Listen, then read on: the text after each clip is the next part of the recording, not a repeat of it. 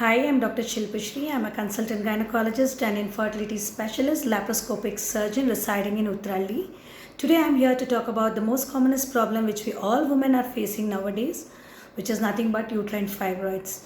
I see so many patients coming with this complaints. I'm having fibroids. I'm worried. What is this? How does it affect my health? So let me give you a small piece of information regarding this fibroids. Fibroids are nothing but benign tumors of uterus. So do not get scared as soon as you hear the word tumor.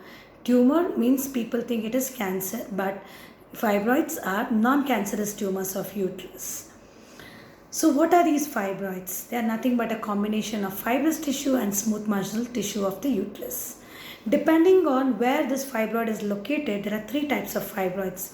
If I say this is the uterine cavity, the fibroids growing outside the uterus are called subserous fibroids. They do not cause any symptoms in us. They are seen incidentally whenever we go for a routine scan.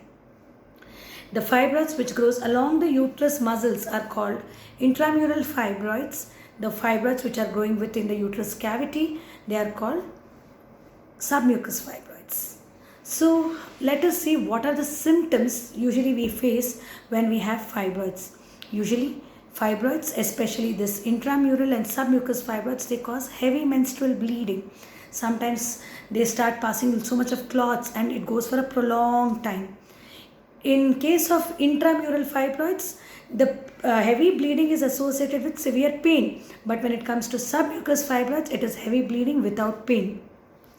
And this submucous fibroids, they occupy the space within the uterine cavity. So they prevent a woman from having a conception. Even if she conceives, the chances of miscarriages are high. The chances of baby's growth being affected is high. And also the chances of a preterm delivery is very, very high. Sometimes this intramural fibroid grows from the cavity and extends till the mouth of the uterus. And this might affect couples from having intercourse or makes the intercourse very painful. So usually these are the symptoms what a woman comes when she has fibroids. Now let us know what causes these fibroids. Fibroids are estrogen dependent tumors. The more the estrogen in a woman, they are more prone for this fibroids. So what are these conditions in which the estrogen in our body goes high? Especially PCOD, obesity, and high cholesterols. These are the conditions in which the woman becomes more prone for getting fibroids. So that's the reason I always tell my patients to not put on weight.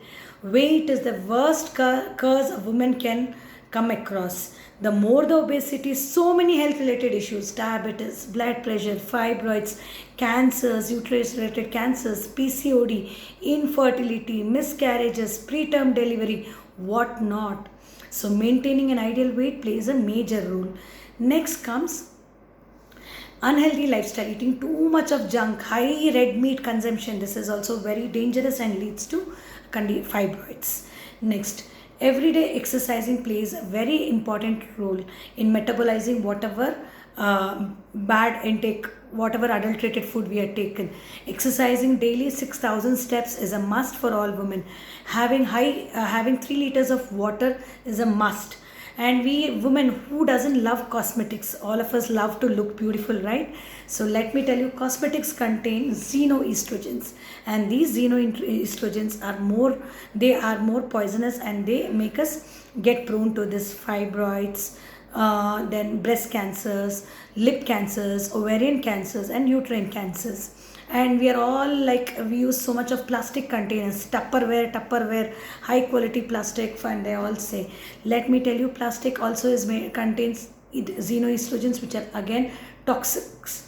And these also, using too much of plastic containers and consuming food stored in plastic containers also make us get more prone to developing this fibroids. And we all know there is something called alkalinity and acidity balance, pH balance maintenance in our body. The more the alkaline, it's always good for a good healthy lifestyle. So how do you maintain your body in alkalinity? Consuming apple cider vinegar, lemon juice, then avocados, green leafy vegetables. These are all very good and helps to maintain the pH of our body and prevents us from getting fibroids. Next, No smoking, no alcohol. Alcohol makes the liver weak, and we know liver is a detoxifying organ of our body. So whatever we intake, it all gets detoxified, and only the good products are absorbed, and the bad products are all flushed out. So when the liver is not functioning well, the detoxification process doesn't happen. So there is a lot of accumulation of bad food or estrogens in the body, and higher the estrogens, again I said you, PCOD, hormone imbalance, obesity, cholesterols, heart related issues, and fibroids. So maintaining good liver functions is very important. So how do you maintain good liver functions? By detoxifying your body regularly. How do you detoxify it? Having beetroot juice, pudina, cucumber juice, these are all detoxifying agents. Eating a lot of avocados, badams, and not having alcohol frequently.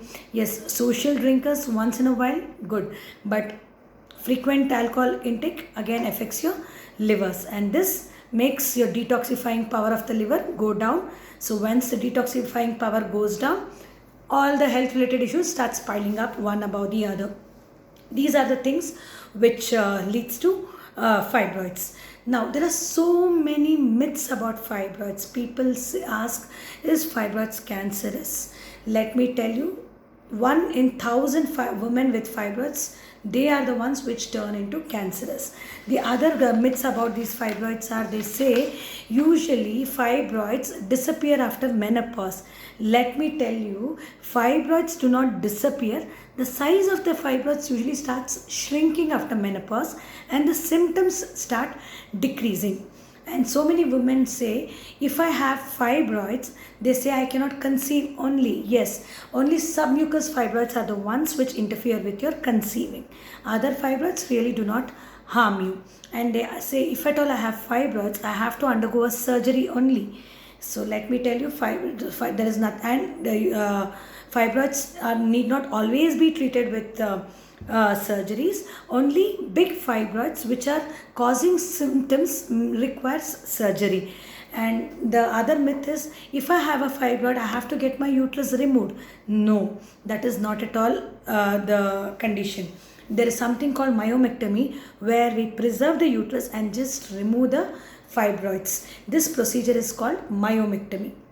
And if at all, if your fibroid is interfering with your conceiving, then we remove the fibroids which are present within the uterine cavity, make space for conception and your baby to grow. These are the most commonest myths which we come across. And they also, some people ask, does fibroid affect only the reproductive age people? No, fibroid can affect anybody with unhealthy lifestyles. It can occur well before your marriage, in teenagers, even after menopause. They say, if I take treatment for fibroids, the fibroids disappear. As I told you, they never disappear. Only the size decreases. Okay, these are the most commonest myths about fibroids. And now let me tell you about what are the surgical options available for treating these fibroids. First and foremost, if they're outside your uterus and they're incidental finding, they're not causing you any symptoms, no treatment required. Routine scanning every 6 months once. We scan and we just see whether the fibroids are growing or not, and then only we guide you if you have to go for a surgery if it is really growing. Now, and the other most important thing which I wanted to tell you is, depending on where the fibroid is, if the fibroid is in the front wall, anterior wall, that is in the front, this causes constant symptoms on the bladder. So a woman, she will be like, she might complain, as soon as I drink some water, I feel I have the urge to pass urine. Is it because I'm having some urinary infections? Fibroids can actually confuse you with this UTI, because the fibroids which are present in the anterior wall of your uterus, they can constantly put pressure on your bladder, and little water intake you take, the bladder gets filled up and the fibroid sits and pushes on your bladder, and you get that urge to pass urine. So never get confused if you're getting repeated urge to pass urine. Do not get confused that you're having urinary infection. You might be also having anterior wall fibroids. So sometimes your gynecologist says, get a scan done, let's see. And when we see, we see that there is a anterior wall fibroid. Some fibroids which grow on the posterior wall, that is on the back side, these fibroids, they sit on your rectum, that is your motion passing area. So what happens is, either you will present with repeated passing of bowels. Any little food you take, you feel like going to the feel like going passing motions. And sometimes the fibroid grows so much that it goes and sits so much on the rectum and presses that a woman feels constipated. She is not able to pass motion. So they will think, I'm having constipation issues, maybe I'm having thyroid. But there can also be a posterior wall fibroid which is causing this constipation. So never ignore the symptoms: repeated urine passing urges and constipation, or repeated motion passing urges. Always speak to your gynecologist about your problems. You might be having anterior or posterior wall fibroids. Never ignore this. So as I told you, when it comes to surgery, yes, definitely myomectomy is now the latest technique which is done laparoscopically, where we don't cut open your stomach. We just make a small keyhole surgery, remove the fibroids alone without disturbing your uterus, and help you preserve your uterus. These are called keyhole surgeries. Laparoscopic myomectomies are done in conditions where the fibroids are really big. That's where we make a small cut and we remove only the fibroids. So there is no necessity that you have to get your uterus removed if you have been suffering from fibroids. Only you can opt for the removal of fibroids.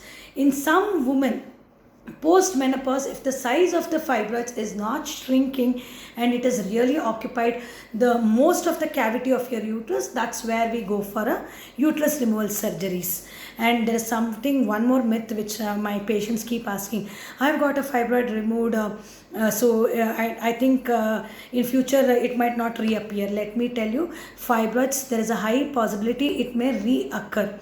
So once you got operated, means it doesn't mean that you will never get fibroids again. There is a possibility you might again get fibroids. That's why I tell you, routine ultrasound check of your uterus is very important, especially when you're obese, when your cholesterol levels are high, when you're diabetic, when you have PCOD issues, or when you're having symptoms of constipation, frequent urinary urge, and when there is a family history of fibroids. Speak to your gynecologist today. Get yourself free from this fibroids. Get it treated at the earliest. Do not let it go to a condition where it leads to uterus removal, especially hysterectomies. And as I told you, 1 in 1,000 women with fibroids, in such women, it goes into cancerous condition. So any doubts, you can always contact me. And the number for consulting me is 9739463172. You need to WhatsApp on this number for an appointment, and I'll be very glad to answer all your queries. Take care. Bye.